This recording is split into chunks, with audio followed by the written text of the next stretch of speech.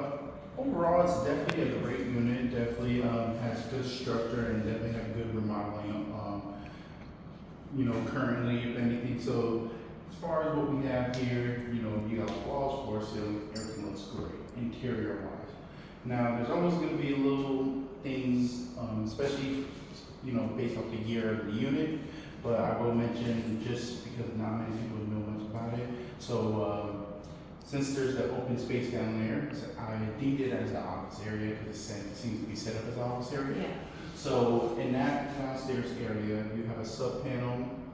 The screws for the sub panel, I recommend just replacing it with flathead screws instead of having sharp pointed screws because it's a safety hazard when it comes to you have wiring. You don't want it to penetrate the wiring, Gotcha. causing a spark, anything that could be a fire safety hazard potentially. So there's that. Pretty much the AC works well on these, but all I can say is, obviously, as mentioned, the heat does not operate due to the heating temperature outside being 80 or higher. So right now, the AC was the only thing that worked. Let's see. All appliances in the kitchen work as far as the exhaust fan, the electrical range and oven. Dishwasher's pretty brand new, it's in great condition. Operated well, drained properly, everything looked good there. The laundry area, I will put in the report saying that it's access limitation just due to the unit being there. I was able to see part of the plumbing, but it's pretty brand new from what I've seen. I don't expect it to be any issue. There's no leaking, no issue. Exhaust fan works, it operates well. And yeah, that's it for that. Just trying to scroll, there's not much to scroll through. But It's kind of hard to know things. yeah. As far as the roof is rolled material, everything looks great up there. Pretty much you have the vent plumbing. Everything looks good. So everything's sealed, based off mastic, and everything that goes. All that's going to be noted, and you'll see the no common area. Consult with HOA for any further issues, anything of that sort. Okay. So just for the roofing conditioning, the vent vent plumbing, or the vent exhaust vent exterior vent, and then you have the gutters. Obviously, all consulted by HOA, so no issue. Check the mini splits, 2 mini splits, obviously due to these two and one in the bedroom here. Everything looked good, everything was fine.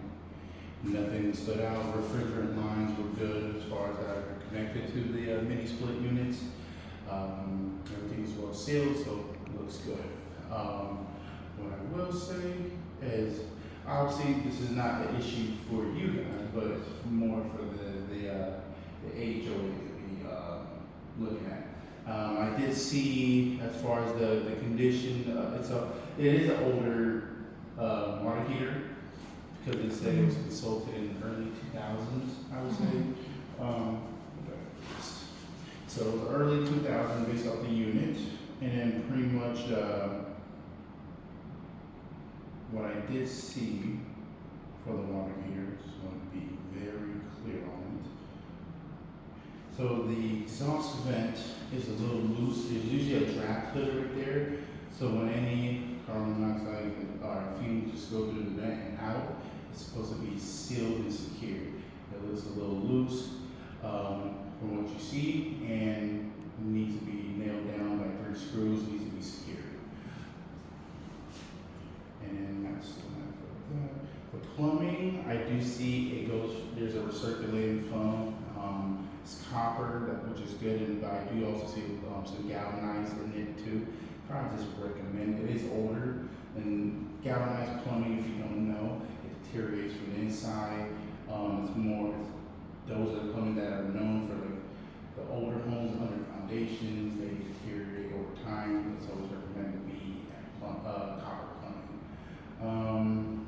In this case, there was some corrosion on there, so even also I recommend replacing that. Where was that at? Yeah. This is all on the water heater. On the water So this here. is Okay, not- gotcha. I inspected Okay. it, but it's more so you guys are just aware of it. Okay. So in this case, it's not something that you're responsible for. Or anything. Right, no, just to make a note. Okay, Yeah. gotcha. TPR valve for the temperature pressure relief valve is, it looks older, we just recommend upgrading it. Water heater temperature, so that is also one thing. So in this bathroom sink and also the bathroom tub, I got a temperature reading of 124 degrees for both. And anything above 120 degrees is deemed as scalding hot. You know, you don't want to burn yourself.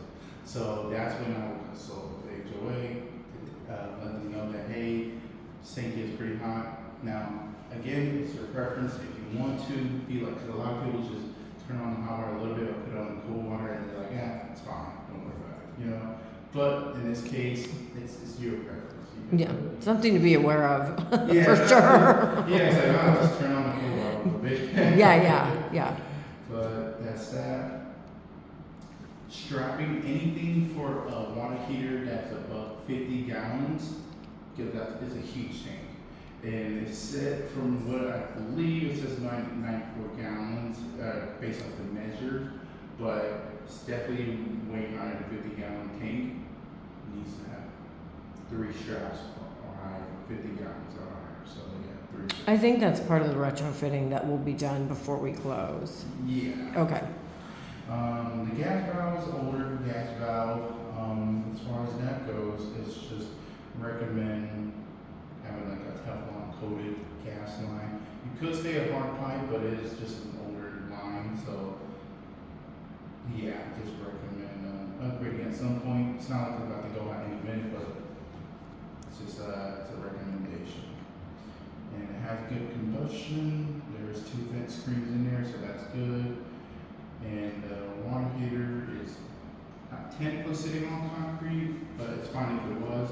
It's mounted with some screws with these base prongs. So in that case, it's perfectly fine either way. But as far as that goes, as far as in the unit, everything's great. No issue at all, nothing. And the biggest thing I would say, just so you're a little aware, I would mention is for the GFCI in here, I would trigger. So in any case, GFCI obviously works based off of if any moisture was splashed, because that towards the outlet, you want to make it automatically shuts off so it doesn't run or override to the main panel or the sub panel. In this case, it'll shut off right there first, so just for the safety of it. And in this case also, when using this instrument, I'm not going to do it again, but I will say based on how I did it, I clicked here when plugging it in, it tripped, but it didn't reset right away. So what you have to do, just so you're aware, if it does happen at any given moment, you have a GFCI control at the sub panel, and right here where you can see it in the label of all the other areas, you have bathroom GFCI. You just click this, it'll automatically turn off. You pull the breaker left, pull the breaker right, everything resets. And then you can go back to there. If it's not on when you plug it in, then you press the reset button, all good. Okay. So, yeah. But as far as that goes, everything else is in great shape, and that's all there is to it.